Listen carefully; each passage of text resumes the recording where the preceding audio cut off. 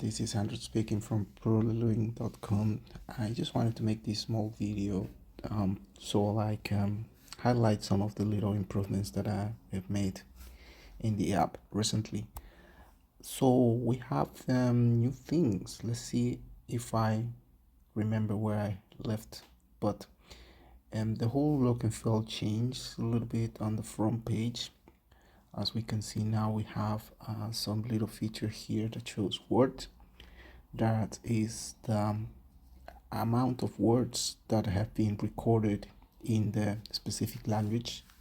In this case, Chinese from the combination Chinese German. So 195 words. That is quite interesting because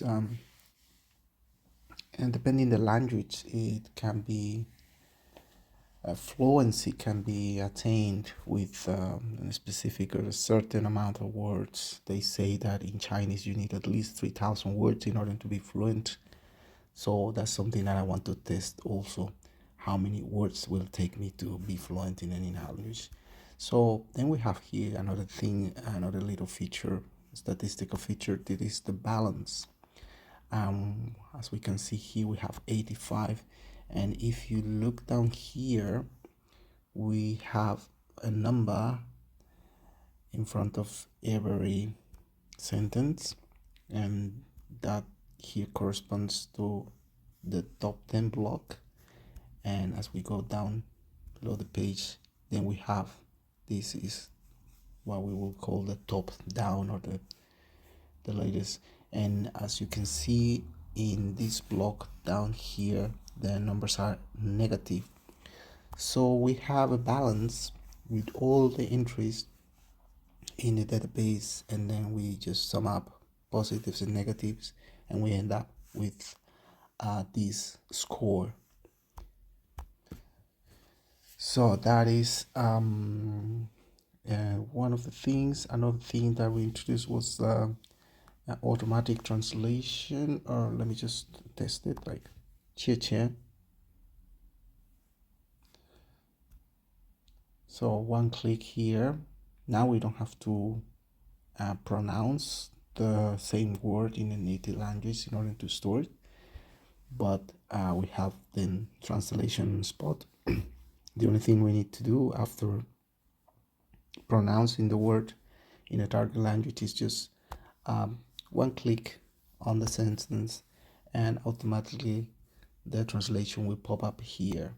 And as always, we will use the right hand swipe gesture in order to store the record in the database.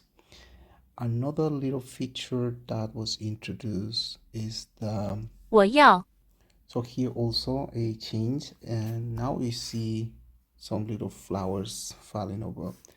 That will occur when your score is here in the positive.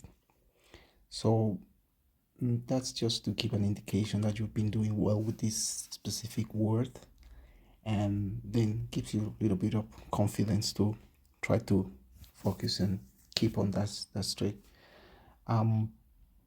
Look and feel change also a little bit here, but there's no, well, there's another feature here add, and I think I had mentioned before, and that is the left side.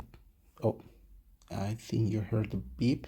Well, because I wanted to demonstrate that if I swipe to the left, I can just delete this record.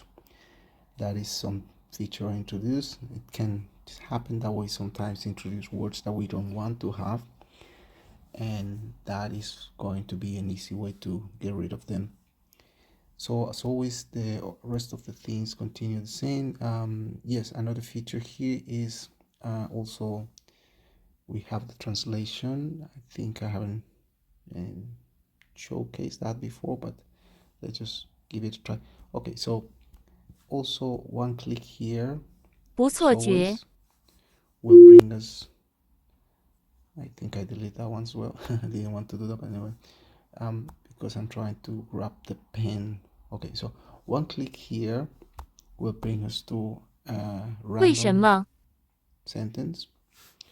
So, and if I just try to pronounce this again, that was 为什么？为什么不做点？不做点? Okay, so one that was wrong. So if I want to see the translation of this, I don't have to go and look for external tools like Google Translate, but I already integrated all here on the spot. So you just have to click on whatever you have spoken, and it will provide the automatic translation. So actually, I wanted to say this sentence in Chinese zunächst, but instead I end up saying ich mache ein Zuhause, I make or I built a house, which is also interesting because now you know how to say that. It's quite a long word, but if you want to listen to it again. 我正在组建一个家。Yeah, actually I wanted to say 不做点。我正在组建一个家。 and end up saying that.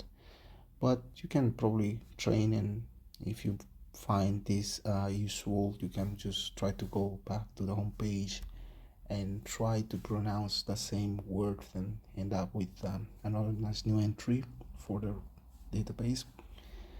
So that was the feature translation. You can click back and forth from Chinese to your home language to see the translation. Don't mind this button. This is just a special feature for the administration. It won't show up in other uses. What else do we have? I think that's pretty much what we have so far. Let me just go back to the home. Yeah, I think that's pretty much what I wanted to introduce to you guys. Thanks for watching.